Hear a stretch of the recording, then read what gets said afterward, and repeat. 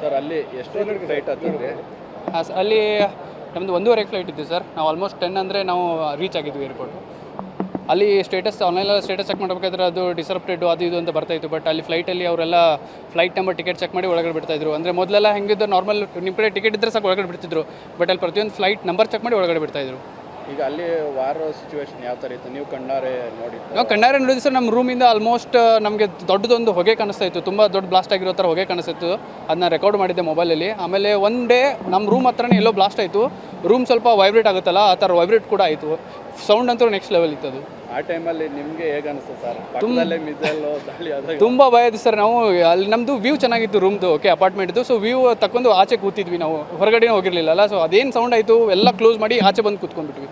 ಅದು ತುಂಬ ಕಷ್ಟ ಆಗಿತ್ತು ಸರ್. ಅದು ಹೆವಿ ಭಯ ಪಟ್ಟಿದ್ವಿ ನಾವು. ಆ್ಯಕ್ಚುಲಿ ಅವತ್ತು ನಾವು ಆಚೆ ಹೋಗ್ಬೇಕಂತ ಪ್ಲ್ಯಾನ್ ಮಾಡಿದ್ವಿ.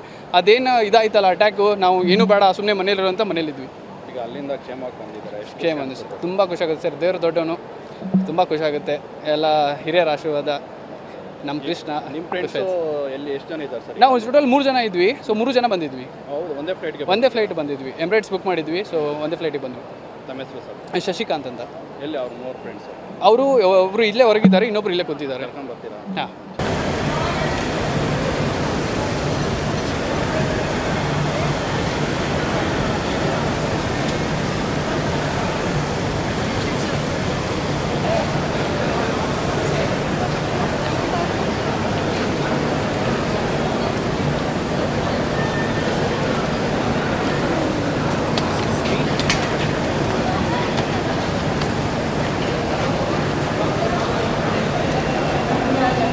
వెయిట్ సాకింది లేడీస్ ఏనా లేడీస్ సాకింది.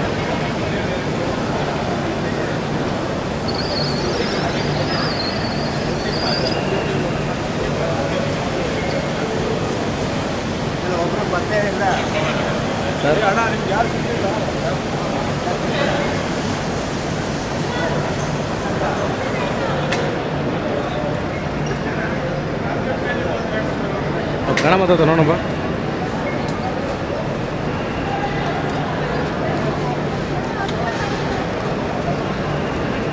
ಮೇಡಮ್ ದುಬೈಯಿಂದ ಬಂದಿದ್ದು? ದುಬೈಯಿಂದನಾ? ಕನ್ನಡ ಬರುತ್ತಾ ಮೇಡಮ್? ಕನ್ನಡ ಬರುತ್ತಾ?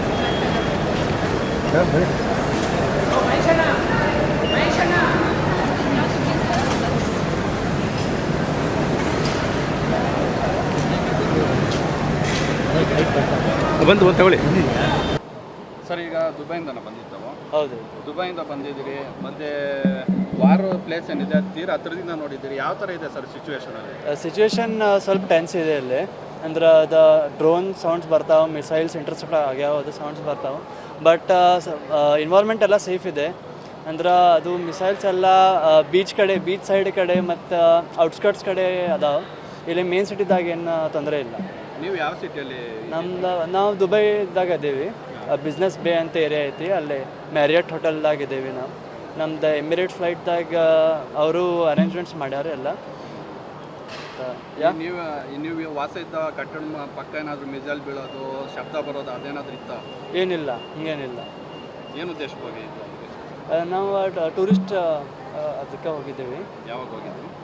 ಇಲ್ಲ, ಈಗ ಲಾಸ್ಟ್ ಸಂಡೇ ಹೋಗಿದ್ವಿ.